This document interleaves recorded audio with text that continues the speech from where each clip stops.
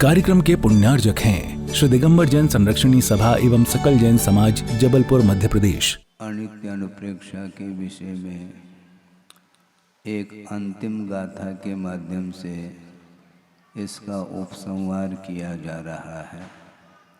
बिना किसी भूमिका के इस गाथा को लेते हुए आगे कुछ विचार रखा जाएगा। चैवून महामोहम व्यसये मुनिवून भंगुरे सव्वे निव्यसयं पुनः मणं येन सुहम उत्तमं लहः।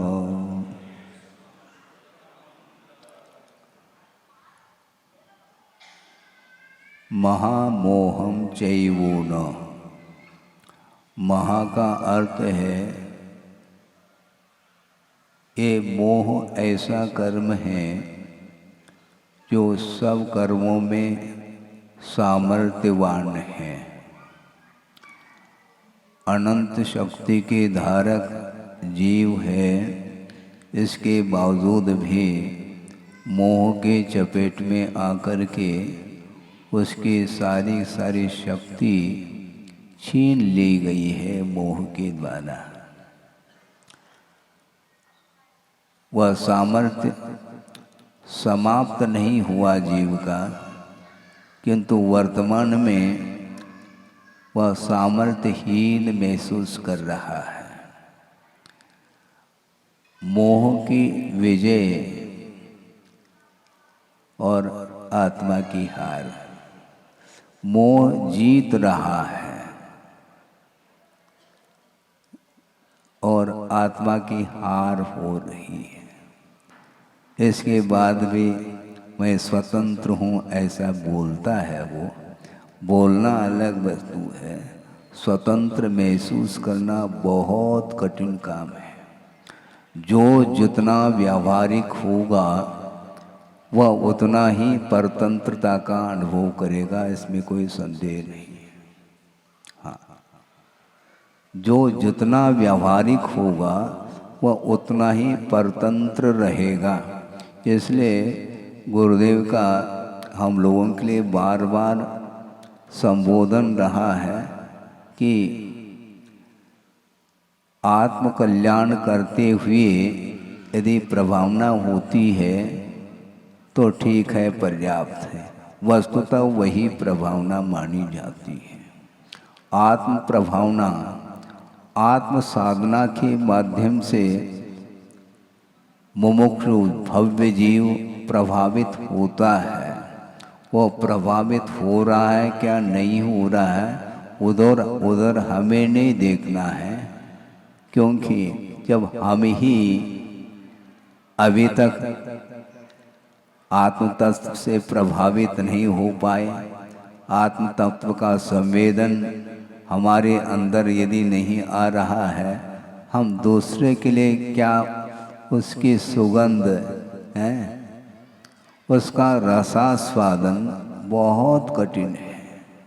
इसी को बोलते भूमिका। आप बहुत अच्छे ढंग से सुन सकते हैं, समझ सकते हैं, नोट्स भी कर सकते हैं, रिवाइज भी कर सकते हैं, सारी बातें हो सकती हैं, किंतु इसके उपरांत भी जो मोह है, समर्थवान मोह है, उसको परास्त करना हंसी खेल नहीं है, बहुत ही कठिन है। पर पदार्थ से आकर्षण इसका दूर नहीं हो रहा है। इसलिए महामोहम चैवून, महा जो मोह है, समर्थवान जो मोह है, उसको छोड़ो ऐसा कहा जा रहा है। कहा जा रहा है छोड़ो छोड़ो छोड़ो। कितने बार कहें? आप तो 3 बार शुद्धि बोलते हैं और हम प्रतिदिन बोल रहे हैं मोह को छोड़ो, और कितने परसेंटेज में कौन छोड़ रहा है वो बहुत कठिन काम है। वो हम नहीं जान पाएंगे कि आपका कितना मोह जो है ना वह कम हो रहा है क्या नहीं हो रहा है, इसका परीक्षण आप स्वयं करेंगे, क्योंकि थर्मामीटर में वह मोह आता नहीं है। थर्मामीटर में बुखार नापते हैं तो थर्मामीटर को बुखार नहीं आया, बुखार को नापने का एकमात्र साधन है वो बुखार आपके अंदर आया है, इसलिए आप नाप रहे हैं टेम्परेचर। उसी प्रकार ये मोह जो है ना आपको प्रभावित कर रहा है। प्रत्येक पदार्थ को देख करके वह हमेशा 5 इंद्रियां हैं और भिन्न भिन्न इंद्रियों के विषय हैं और मन के माध्यम से भी उसका ग्रहण निरंतर होता ही रहता है। भरपूर पेट भर भोजन करने के बाद भी वह मन विषय से ऊपर नहीं उठता, अभी भी भविष्य की चिंता उसकी बनी ही रहती है कि जिस प्रकार हमने अभी स्वाद लिया है उसी प्रकार का स्वाद अथवा उससे भी अच्छे क्वालिटी का स्वाद आ जाए, इस प्रकार वह भविष्य की चिंता कर रहा है, वह भविष्य में जी रहा है, वर्तमान में जीने की क्षमता उसके अंदर है ही नहीं। और आचार्य कह रहे हैं विषय मुनिवून भंगुरे सव्य, जितने भी पदार्थ हैं ये सारे सारे क्षण भंगुर हैं, वो स्थायी नहीं है, किंतु स्थायित्व की मान्यता हो चुकी है। एक परिकल्पना है कि वस्तुतः वस्तु नित्य है, किंतु नित्य नहीं है, ये बार बार कहा जा रहा है। महाराज जी बार बार क्यों कहते हैं, उसके बाद भी समझ में नहीं आता ना, इसलिए कहना ही पड़ता है। एक बार 2 बार भिन्न भिन्न प्रसंग के माध्यम से, भिन्न भिन्न शब्दों के माध्यम से समझाने का पुरुषार्थ आचार्य करते हैं, कर्तव्य हैं, क्योंकि छोटा बालक है वह एक बार में नहीं मानता है, क्योंकि वह बालक है? दौड़ो नहीं बेटा, बेटा नहीं दौड़ेगा क्या, कौन पिताजी दौड़ेंगे क्या? वो बच्चा है, वो मानेगा नहीं। पिताजी बैठे हैं और वह 10 बार चक्कर लगा करके पिताजी के पास आकर के बैठा रहता है, तो 10 बार चक्कर लगाने की आवश्यकता क्या? इसी का नाम अस्थिर मना, उसका मन स्थिर नहीं रह सकता। इसी प्रकार बड़े होने के बाद भी उसका मन और बड़ा हुआ है। हाँ, आप यहाँ पर बैठे हैं और पूरी तरह से यात्रा करके वह मन आ जाता है, इसलिए भिन्न भिन्न इंद्रियों के विषयों को वह ग्रहण करता ही रहता है, जबकि भंगुरे ऐसा का क्षण भंगुर है, इसके बाद भी उसको वैराग्य नहीं हो पाता। और जब तक आपका मन राग से ऊपर नहीं उठेगा, आप कितने भी कोशिश करो आपको शांति मिलेगी नहीं। लगता है कि मुझे शांति मिल रही है, किंतु नहीं मिलती है। शांत बैठने में जो शांति मिलती है वो कोलाहल में, शोरगुल में नहीं मिलती, लेकिन उसको वही पसंद है। तो भैया जो आपके लिए पसंद वो ग्रहण करो। इसलिए आचार्यों को ये कहना पड़ा कि जम सकई, ऐसा जितना शक्य है उतना हम दूसरे को समझा सकते हैं, किंतु जिसको समझना ही नहीं अथवा समझ में आने के उपरांत भी अपनी वृत्ति को जो नहीं छोड़ना चाहता, तो आचार्य कहते हैं उसके पीछे अब नहीं पढ़ना। वैसे पढ़ना नहीं है, किंतु पढ़ने से कोई लाभ नहीं है उसमें। प्रत्येक व्यक्ति का स्वभाव भिन्न भिन्न है, नेचर जिसको बोलते हैं, प्रकृति। वह प्रकृति बनी हुई है, उस प्रकृति से ऊपर उठने के लिए वह स्वयं यदि प्रयत्नशील नहीं है तो उसके प्रवृत्ति को, उसकी प्रकृति को परिवर्तित करने के लिए हम कहाँ तक पुरुषार्थ कर सकते हैं। हम स्वयं के लिए पुरुषार्थ तो कर सकते हैं क्योंकि हमारा वह अंतरंग कारण माना जाता है, किंतु दूसरे के लिए, दूसरे के जीवन में हम परिवर्तन लाना चाहें तो हम अक्षम सिद्ध होंगे। हम ही नहीं, भगवान भी असमर्थ सिद्ध होंगे, ध्यान रखें आप। महाराज फिर क्या, ये तो बहुत बड़ी बात कह रही, बड़ी नहीं, यथार्थ बात कही जा रही है। भगवान भी समर्थ नहीं होंगे क्योंकि आपके तरफ से कोई रुचि नहीं है, तो भगवान क्या कर लेंगे। वैसे वो नासा दृष्टि रखे हुए, उनको मालूम है हमारे देखने से इनके ऊपर कोई विशेष प्रभाव पड़ने वाला नहीं है, इसलिए उधर देखो ही नहीं।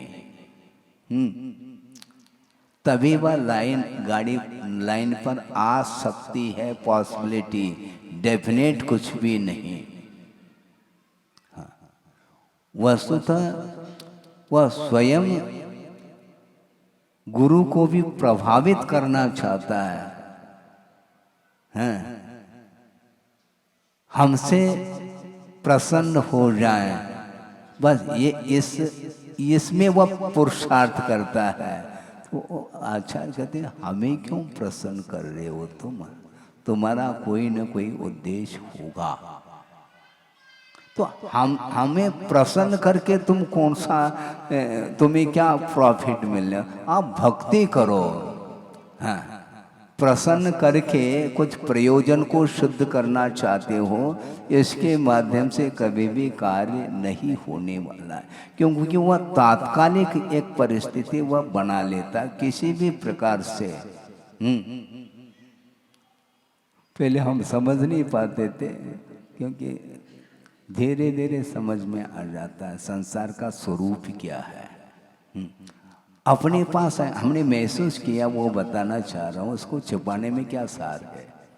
हाँ, हमारे सामने आते ही दीक्षा की बात करेंगे, बहुत इस प्रकार कर लेंगे कि बिल्कुल ही अब वैराग टपक रहा है, अच्छा है। और परिसर के बाद जाने के बाद फिर तो अपने स्वभाव में आ जाएंगे वो। हाँ, तो इस प्रकार करके आप करना क्या चाहो, प्रभाव स्वयं आपका यदि मन भीगा नहीं है तो मैं कहाँ तक भगा सकता हूँ, हमारा कार्य है ही नहीं। आचार्य कहते हैं एक एक समय बहुमूल्य है। एक समय में असंख्यात कर्मों की जो निर्जरा की जाती है, तो उसको कभी भी उससे हट करके दूसरा काम हाथ में लेना नहीं चाहिए। बाहर जब आते हैं प्रवृत्ति में, और कर्तव्य की दृष्टि से उतना करके आगे अपने को बढ़ना है। बहुत मंजिल दूर है, और उस दूरी को तय करने के लिए निरंतर आत्मदृष्टि रखनी पड़ेगी। पर की ओर जो दृष्टि है, एकमात्र विकास की अपेक्षा से भव्य जीवों के कल्याण की दृष्टि को लेकर के थोड़ा सा प्रयास उसमें किया जा सकता, थोड़ा जम सके, इसी का अर्थ है।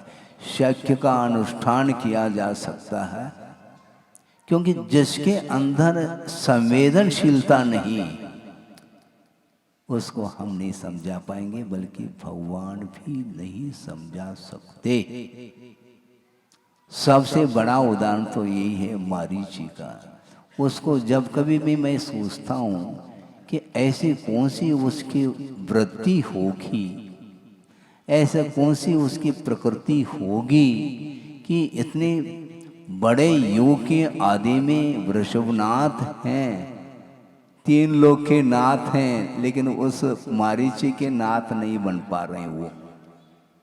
हाँ, 3 लोक के तो नाथ रहे, किंतु मारीची को सुधार नहीं पाए। इसलिए उन्होंने सोचा कि हमें सुधारना किसी को नहीं, यदि सुधरता है तो अच्छी बात है, हमें सुधारना नहीं। सुधारने का अर्थ क्या होता है मालूम है? अच्छे ढंग से धारण करने का नाम सुधार।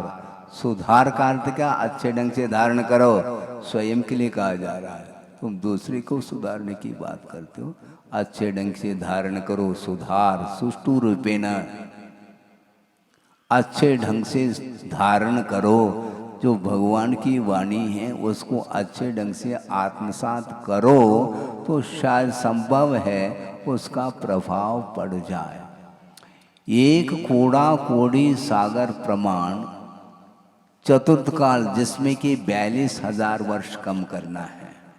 42,000 वर्ष है ना, क्योंकि 21,000 वर्ष पंचम काल है, 21,000 वर्ष षष्टम काल है, और 21,000 वर्ष और आगे दूसरा षष्टम काल आएगा, पुनः एक पंचम आएगा, फिर बाद में जाकर के चतुर्थ काल आना है।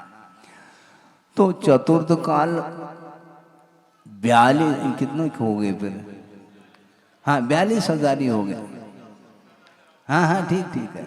तो ये 42,000 कम एक कोड़ा कोड़ी सागर प्रमाण चतुर्थ काल है। और उस चतुर्थ काल के आदि में वृषभनाथ हुए और उसी समय वह मारीची भी था सभा में। लेकिन सब सुधर गए होंगे, लेकिन वह अब उसका सुधार नहीं हो पाया। इसको बोलते हैं निदत्ति निकाचित। कई लोग कहते निदत्ति निकाचित क्या वस्तु है महाराज? इसको बोलते हैं निदत्ति निकाचित। हम कहाँ लगते हैं उसको सुधारने में? हमारा कहाँ, इसमें हमारे पास शक्ति है कहाँ? जो भगवान ही असमर्थ हुए उनको सुधारने में, इसलिए वो पुरुषार्थ नहीं, उनको सब केवल ज्ञान में आया है, इसलिए वो ज़्यादा उसके पीछे नहीं, फिक्र नहीं। हाँ, ज़्यादा सुधारने के पीछे पड़ने से वह भाव फिर बढ़ते हैं। हाँ, ऐसा आप लोग बोलते हैं ना, हाँ, भाव खाता है। अच्छा हाँ, वो भाव खाता है, ज़्यादा नहीं। हाँ, कोई भी चीज़ बेचना है मान लो, वो भाव खाता है। तो नहीं, कोई खरीदना है तो वो भाव खाता है, वो ज़्यादा भाव बढ़ाता है। तो भैया बढ़ाने दो उसको, हमें आवश्यकता नहीं है ना, हमें खरीदने की आवश्यकता ना बेचने की आवश्यकता है। जैसा है वैसा रहने दो। मारीची उनके जो तासीर, उनकी जो प्रवृत्ति, उसको समझ लिया, ओहो गजब हो गया।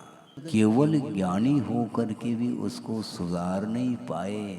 कहाँ तो पशुओं के ऊपर प्रभाव पड़ा उनका, और जन्मजात जो वैर को ले हुए जो पशु आदि होते हैं, उनके ऊपर भी उनका प्रभाव पड़ा, उस वीतरागता का और दिव्य ध्वनि का।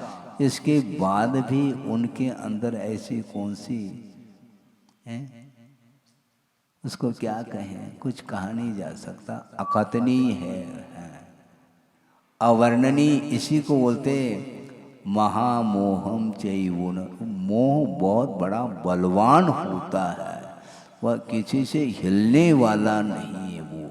हाँ, उसको पिघलाना बहुत कठिन है, हाई टेम्परेचर चाहिए। दो चार कागज के टुकड़े हैं मान लो, उसको आपने जला दिया, उस पर उस उतने में दूध गर्म हो सकता है, चाय बन सकता है, जो भी बनाना चाहो। लेकिन अब मेटल को गलाना है, टेम्परेचर, हाँ, भट्टी जलानी पड़ती है, तब कहीं जा कर के वह धातु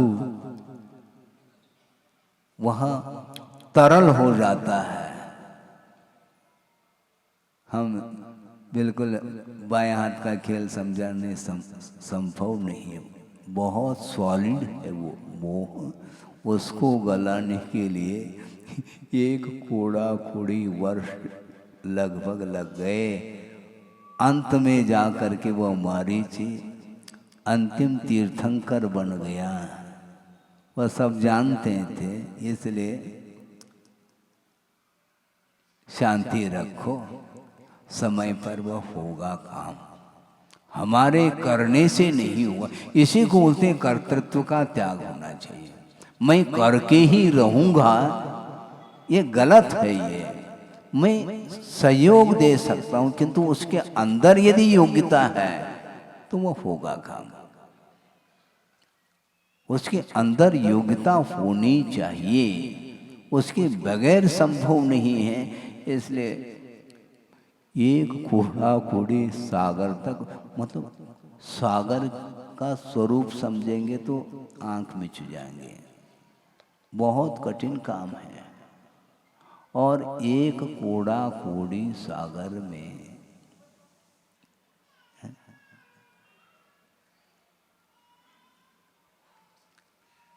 70 कूड़ा कूड़ी सागर की स्थिति को लेकर के मिथ्यात्व का बंद करता है मिथ्या दृष्टि।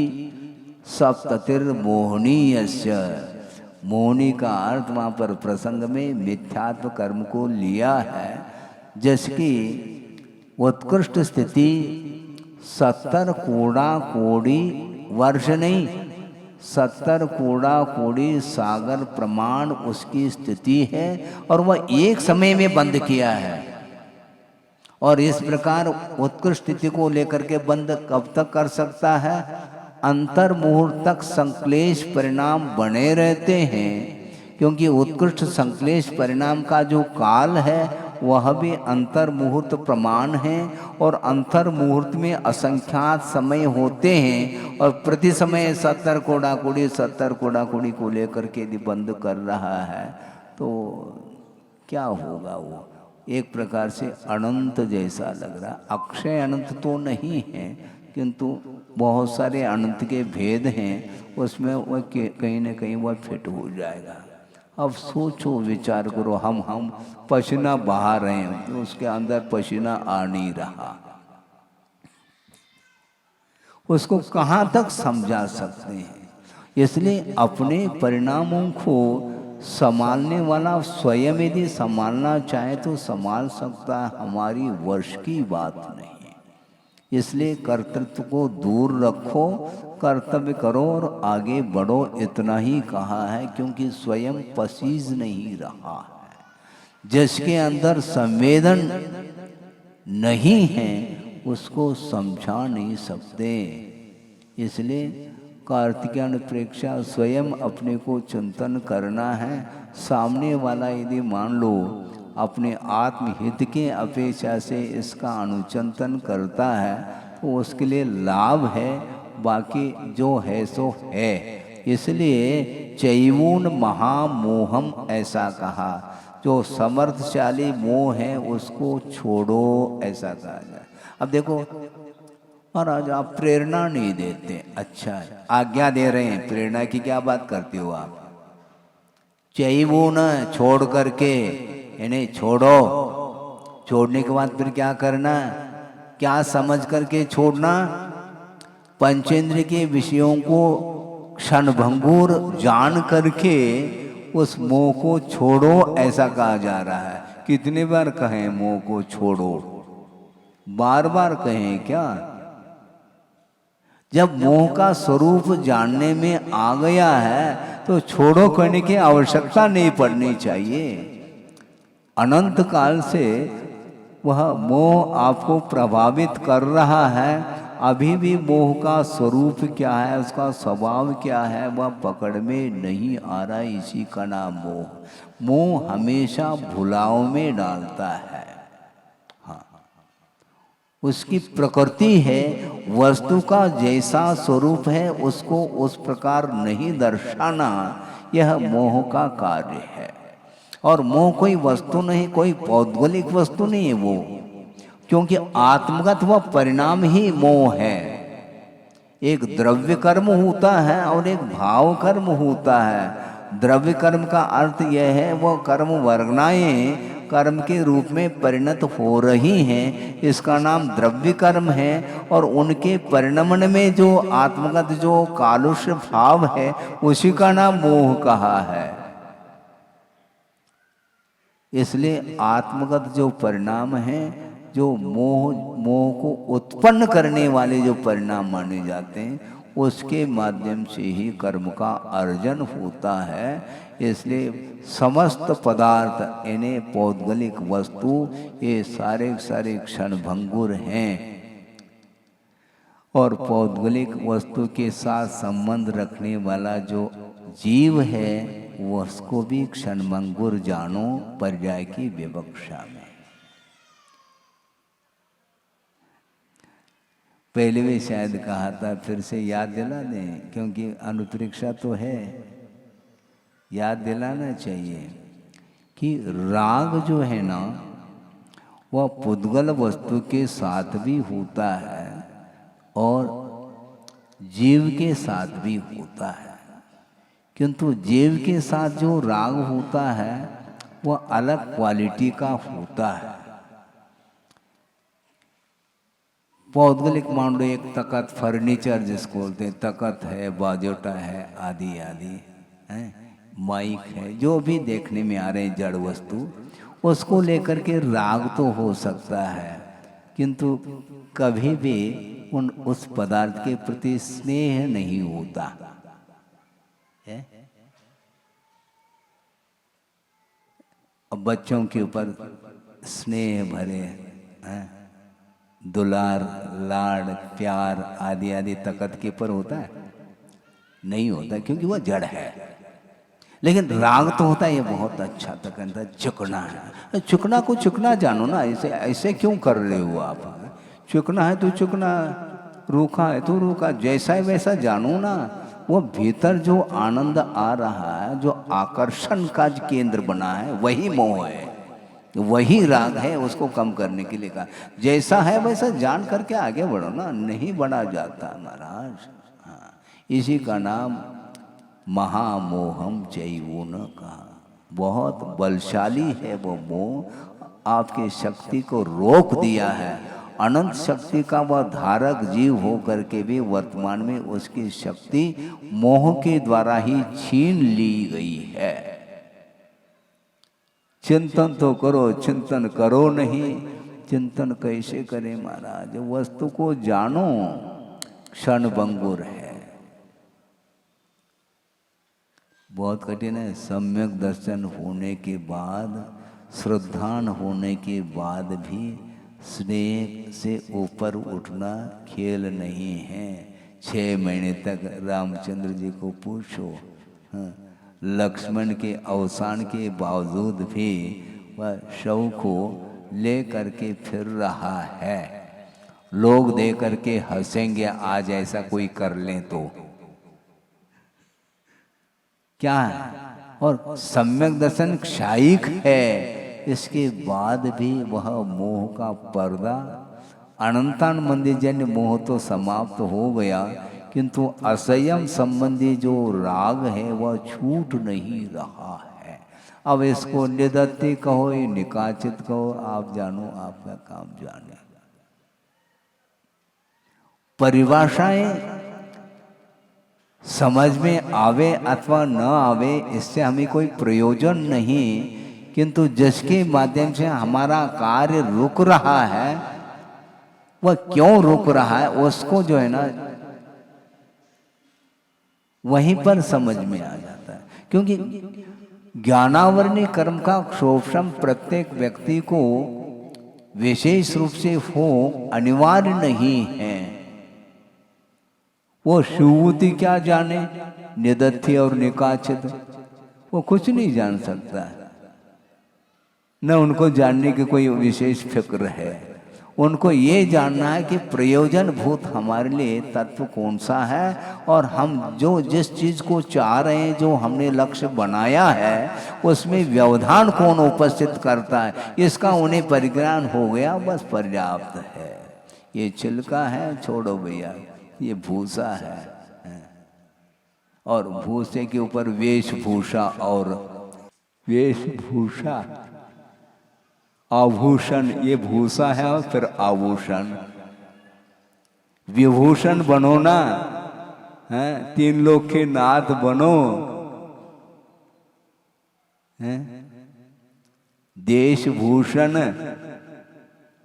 वो तो बनो नहीं और आभूषण पहनते चले जाओ, और ये भूसा है, ये मिटने वाला है, ये छिलका है, इतना भी यदि मान लो ज्ञान नहीं है तो वे फिर निदत्य निकासी से क्या आपको परिचय लेकर के करना क्या है।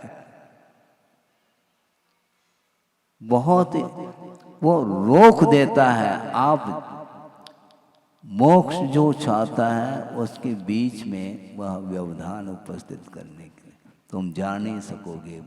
अनंत काल से उसने रोक दिया है, उसको रोकने वाला कौन? स्वयं अपने परिणाम ही वीतराग परिणाम के माध्यम से उसकी शक्ति को क्षीण की जा सकती है। मोह की शक्ति को क्षीण करने के लिए वीतराग परिणाम ले आओ कहीं बाहर से हैं? किस कॉलोनी में जाए वीतराग भाव को खरीदने के लिए? लाड़गंज में हैं? कंचन विहार हैं? किस कॉलोनी में जाएं वीतराग भाव को खरीदने के लिए? खरीदने की वस्तु नहीं है वो। मोह को छोड़ोगे तो मोह के अभाव में जो कुछ भी परिणति बनती है आत्मा की, उसमें जो निर्मलता आती वही जो है वीतराग भाव माना जाता है। इसलिए क्षण भंगुर समस्त पौद्गलिक वस्तुओं को और पौद्गल के साथ संबंध रखने वाला जो संसारी जीव हैं उन सब को जान करके मुनि ऊनो ज्ञातवा, जान करके फिर क्या करना? निव्यसयम पुनः मनम, मन को विशेष ऊपर उठाओ। हाँ, मन जो है ना वह विषयों से युक्त है, निर्विषय। मन में किसी भी प्रकार से विषय याद न आए, ऐसे मन को बनाओ जिसके माध्यम से उत्तम सुख को प्राप्त कर सको। ऐसा कहा जा रहा है, जेन सोहम उत्तमम लह, जिसके माध्यम से तुम उत्तम सुख अर्थात मोक्ष सुख को उपलब्ध कर सको। तो क्या करना महाराज? निव्यसयम पुनः मनम, मन को निर्विषय यानी पंचेंद्र के विषयों से मन को ऊपर उठाना, यह पुरुषार्थ माना जाता है। ये अभी तक नहीं हुआ तो आगे क्या स्थिति बनेगी महाराज? असंभव तो नहीं है, असंभव नहीं कहा जा रहा है, किंतु कष्ट साध्य है। आसानी से उसको हम प्राप्त नहीं कर पाएंगे। बायां हाथ का खेल ये संभव ही नहीं है।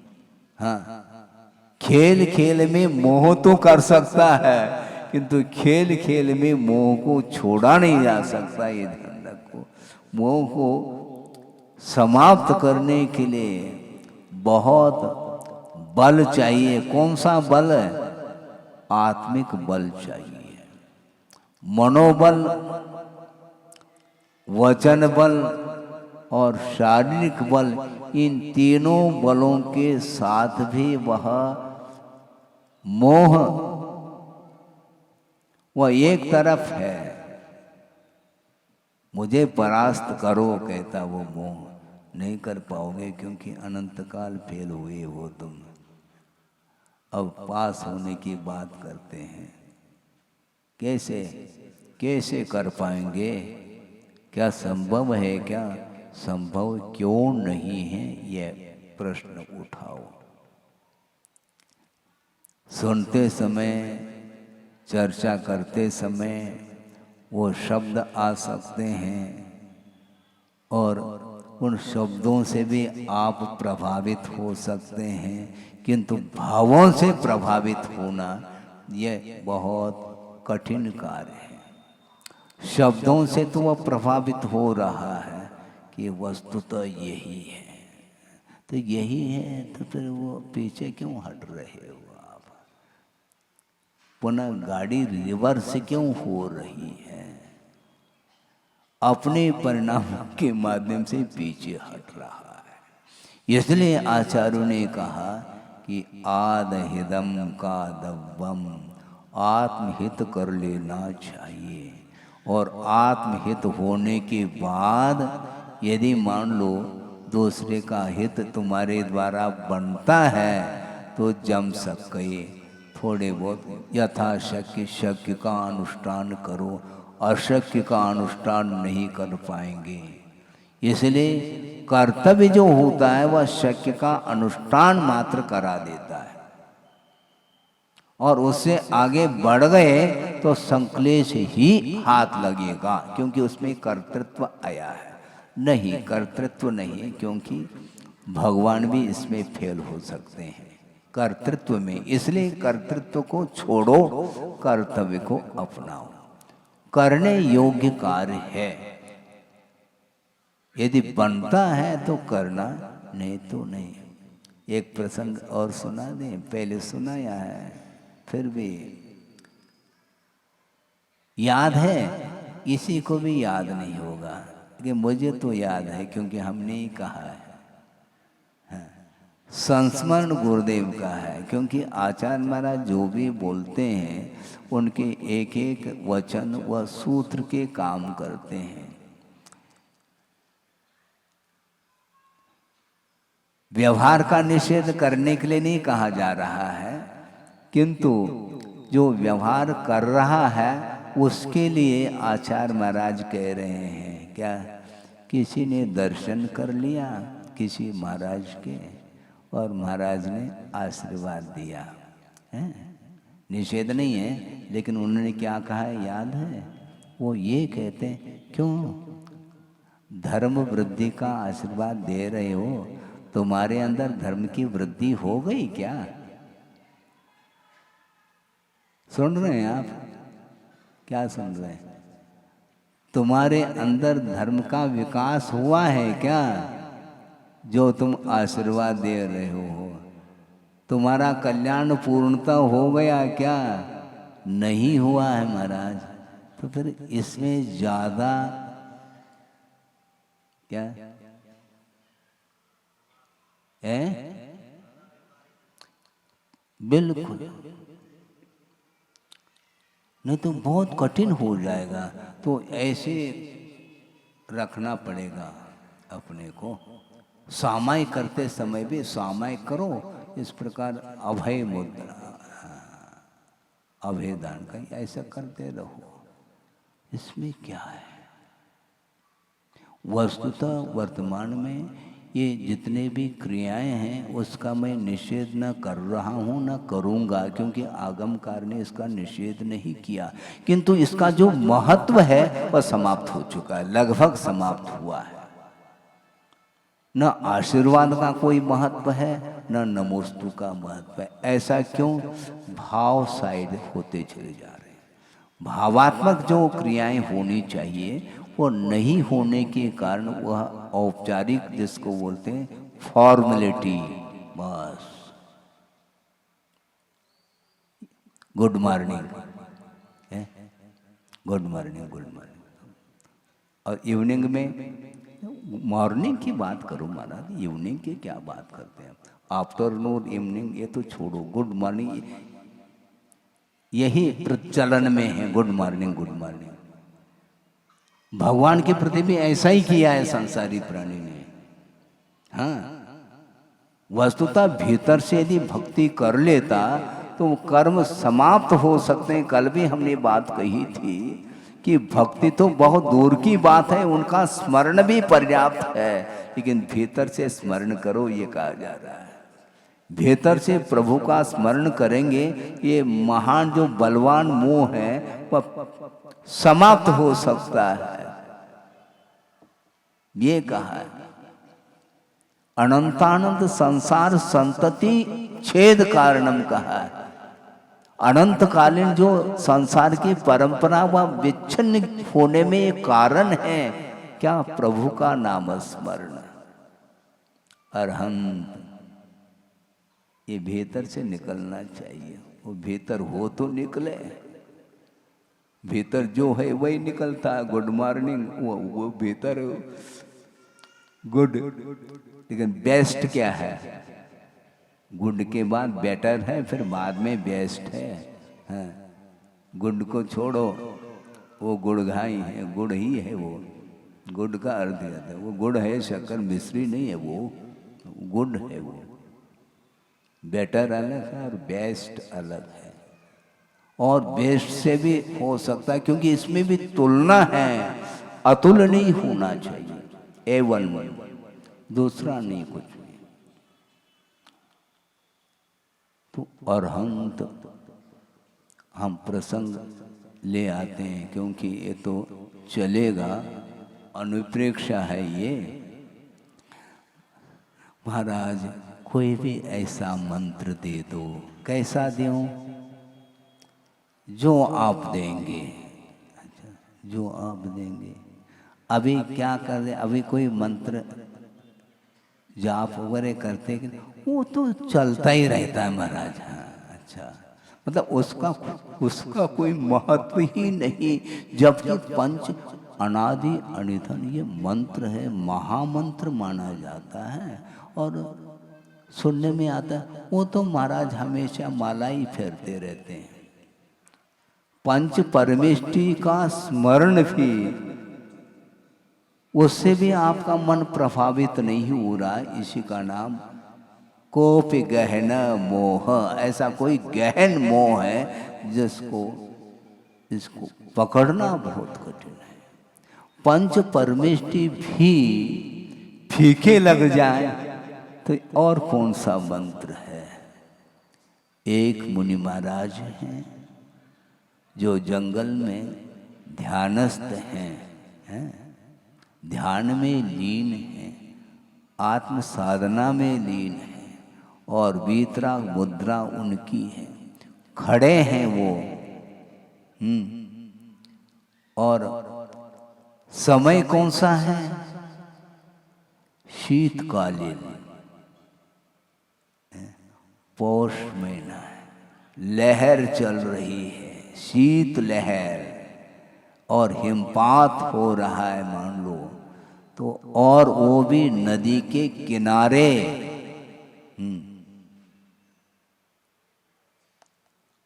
और रात में खड़े हैं, और उनका प्रतिदिन का एक क्रम रहता है। और एक व्यक्ति पहुंचा है, रात में नहीं दिन में पहुंचा है। वो कौन पहुंचा है? वो ग्वाला, और गायों को चराने के लिए पहुंचा है। और देख रहा है कि उसके बदन पर तो क्या कंबल है, और भी कंबल तो बाहर का है, और टायर है, ट्यूब अलग है। हाँ, ट्यूब है,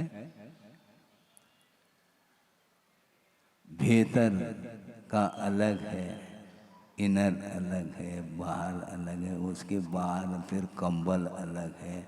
सब ओढ़ करके वह दिन में जा रहा है, और दिन भर गायों को चरा करके वह लौट रहा है। उस समय दृष्टि उस ओर जाती है, अरे ये कौन सा दृश्य है? ये नग्न मुद्रा है, वीतरागता। वो वीतरागता कुछ जानते कुछ है नहीं, किंतु इनको सर्दी नहीं लगती, क्या बात है। इतने ओढ़ने के बाद भी कांटे उठ रहे हैं, और इनके लिए कोई प्रबंध नहीं है। उसने सोचा कि कम से कम हम रात भर इनकी सेवा करें। कैसे? शीत का निवारण करना है, और जंगल के कुछ लकड़ियों को, सूखी लकड़ियों को बटोर करके उसने अग्नि जलाई और बैठे रहे। महाराज खड़े हैं और उनके सामने, और इस प्रतीक्षा में हैं कि जब ये उठेंगे तो मुझे कुछ मिलेगा। और सुबह सुबह प्रत्यूष वेला में जब ध्यान से निवृत्त हो गए तो वो ग्वाला उनके चरणों में नतमस्तक हो गया कि भगवान हमारे लिए कुछ नहीं कहा उन्होंने। नमो अरहंतानम और आकाश मार्ग से निकल गए। रिद्धिधारी थे वो, पूरा का पूरा पंच नमस्कार मंत्र पूरा भी नहीं बोला, नमो अरहंतानम और निकल गए और 1 सेकंड नहीं लगा अदृश्य हो गए। अब तो कौन बनता है वो? सेठ सुदर्शन। आप प्रतिदिन दर्शन करते हो, कौन से सुदर्शन बनेंगे आप? वो सेठ सुदर्शन बना ग्वाला, धर्म कर्म कुछ नहीं जानता, लेकिन नमो अरहंतानम इसको मंत्र बनाया उसने। बार बार दोहराने से वही मंत्र बनता है। और आप कह रहे हैं महाराज हम तो फेरत है, रात दिन फेर रहे हैं माला। इसके बाद भी परिणामों में अंतर नहीं आता है। क्यों नहीं आता पूछो नहीं, इसको प्रकृति बोलते हैं। स्वभाव के लिए तर्क नहीं चलेगा, तो स्वभाव हमेशा तर्क गोचर नहीं होता है। और आचार्य महाराज ने एक दोहा दिया है, वो आपके सामने रख रहा हूं। लघु कंकर भी डूबता पानी में, लघु कंकर भी डूबता और तेरे काष्ठ भी स्थूल। क्यों मत पूछो, तर्क से स्वभाव रहता दूर। ऐसा क्यों महाराज, क्यों महाराज, ये क्यों मत पूछो? क्योंकि स्वभाव हमेशा तर्क गोचर नहीं हो सकता। स्वभावो अतर्क गोचर। ये स्वभाव, एक छोटा सा कंकर वह डूब रहा है, जिसका वेट कितना है? 1 ग्राम भी नहीं होगा, और वो डूब रहा है। और 1 टन 10 टन का भी यदि मान लो, जहाज डूबता है क्या? वो लकड़ी का ही है, डूब क्यों नहीं रहा? टनों टन वेट वाला भी वह काष्ठ अर्थात जो लकड़ी है वो कभी भी पानी में डूब नहीं सकता। क्यों? पुनः वापिस क्यों पूछ रहे हैं आप? स्वभाव है। उसी प्रकार ये मोह की परिणति है। ऐसा क्यों अनंत काल से वह संसार में डूब रहा है?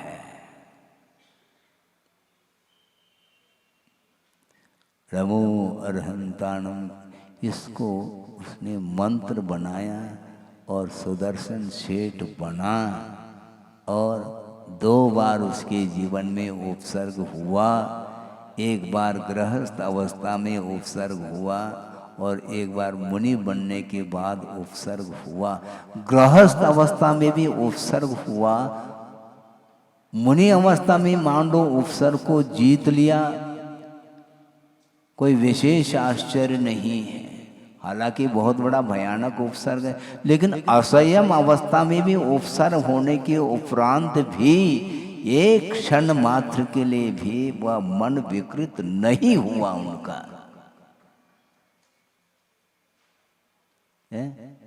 कथा तो पढ़ो। हाँ, स्मशान में वो गए हैं और यथाजात होकर के अर्थात निर्वस्त्र होकर के सामायिक के लिए खड़े हैं और उनको ले गए। और उनके साथ क्या व्यवहार हुआ, क्या कृत्य हुआ, ये पुराण का विषय है, ज़्यादा समय नहीं लेना चाहता। इसके बाद भी असंयमी हैं, गृहस्थ है, परिवार है उनका, पूरा का पूरा राग का अभाव नहीं हुआ, इसके बाद भी वह नहीं। फिर मुनि बनने के उपरांत फिर कथा ही क्या उनकी। मुनि बनने के उपरांत भी भयानक उपसर्ग हुआ, दोनों उपसर्गों में वह जीत उनकी हुई।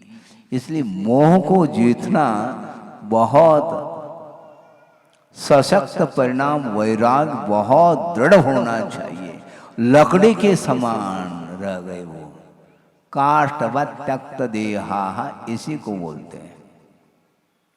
कोई असर नहीं, कोई प्रभाव नहीं। केवल ज्ञान होने के बाद तो अलग वस्तु अभी असंयम की भूमिका में ही वृत्ति बने हैं, यह अलग है, किंतु महावृत्ति तो नहीं है वो। इसके बाद भी इस प्रकार के उपसर्ग को सहन करने की क्षमता उसके अंदर कैसे आ गई। आप कहते महाराज हमारी भूमिका केंद्र, तुम्हारी भूमिका, उनकी कौन सी भूमिका थी मुझे बताओ आप, कौन सी भूमिका थी उनकी। अपनी भूमिका में बहुत कुछ किया जा सकता है, क्योंकि उसके स्तर होते हैं। कक्षा एक होकर के भी ज्ञान के अपेक्षा से अंतर देखने में आता है। 10वीं कक्षा में मान लो 25 छात्र पढ़ रहे हैं, कक्षा एक ही है।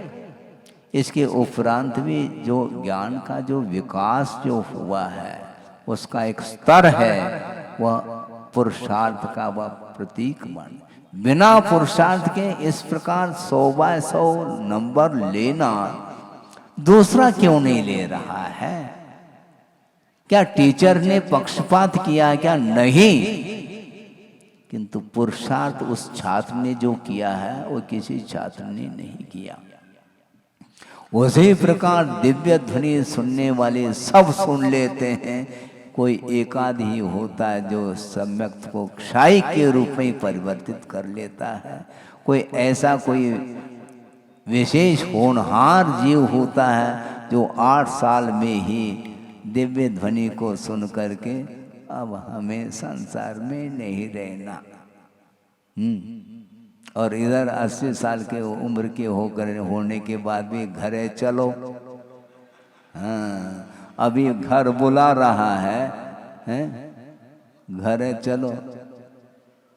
और 8 साल का उसको भी मन नहीं लग रहा, अब घर याद नहीं आएगा, समोसन से भी बाहर जाने के लिए वह तत्पर है, क्योंकि एकांत में सुदूर जा करके आत्म तत्व का स्वरूप क्या है उसमें लीन होना है, उसके माध्यम से केवल ज्ञान उत्पन्न होता है। इसलिए सारे सारे पंचेंद्रिय के विषय क्षणभंगुर है। इस प्रकार समझ करके क्या करना है, मोह को छोड़ो। जब समझेंगे तब छोड़ पाओगे, अभी समझे ही नहीं, आप नहीं समझे, आप समझे नहीं समझे मतलब समझ में आ रहा है क्या? नहीं, अभी तक जो है और क्या, यही मनोरंजन, और क्या, और कौन सा रंजन है? अभी तक विषय का क्या स्वरूप है, स्वभाव है, उसकी क्या प्रकृति है, वो पकड़ में नहीं आ रहा है। इसलिए बार बार उसी ओर जाता है ये आकर्षण। इसलिए निव्य संयम पुनः मनम, मन को विषय से ऊपर उठाओ, वह विषय में लीन हो रहा है, उसी में बार बार बार। और बोलते हैं क्या अपन, जनगुण संपत्ति हो मध्यम। बहुत बढ़िया, शानदार। जनगुण संपत्ति मुझे प्राप्त हो, कैसे प्राप्त हो? वो संपदा तो छोड़ो तुम जो हाथ में ले रखा है? वो संपदा को तो छोड़ेगा नहीं, छोड़ नहीं पा रहा है। और मुझे जनगुण संपत्ति मिल जाए, कहाँ से मिलेगी? आपके अंदर ही वह निधि है, किंतु अभी भी जो मोह की सन्निधि, हाँ, उसको छोड़ो, मोह की सन्निधि में रह रहे हैं, बगल में मोह को रखा है। और जनगुण संपत्ति की बात करते हो, नहीं मिलने वाला। एक बार जो है ना प्रभु का नाम स्मरण करना, अनंत संसार का विच्छेद हो सकता है, इतनी क्षमता उनके नामस्मरण में है। इसके बाद भी वह आंख खोलते ही भगवान ओझल हो जाते हैं और पुनः वही आकर्षण का केंद्र बना हुआ रहता है। इसलिए ये अनित्य भावना के विषय में कितना वर्णन करें।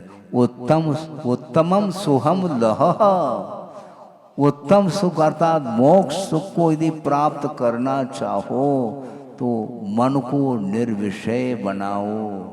मन में हमेशा कोई न कोई विषय बना हुआ रहता है,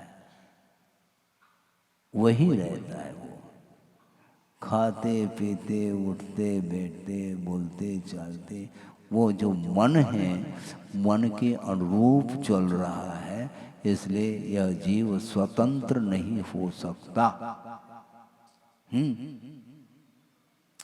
मन के अधीन नहीं होना चाहिए। यहाँ तक गुरुदेव ने कहा था, आपने सुना हो नहीं सुना हो, कि उन्होंने ये कहा था कि अपने मन के ऊपर भी विश्वास नहीं करना चाहिए। दूसरे के मन के ऊपर तो छोड़ो, आप अपने मन के ऊपर भी विश्वास इसलिए नहीं करना चाहिए, कदम कदम में वह विचार परिवर्तित होते रहते हैं, इतना वह अस्थिर है वो। इसलिए नहीं, मन जो चाहता है वो नहीं करना, अपने को मन से करो, लेकिन मन जो कहता है जो चाहता है वह हम करेंगे नहीं, हम सुनेंगे नहीं। हाँ?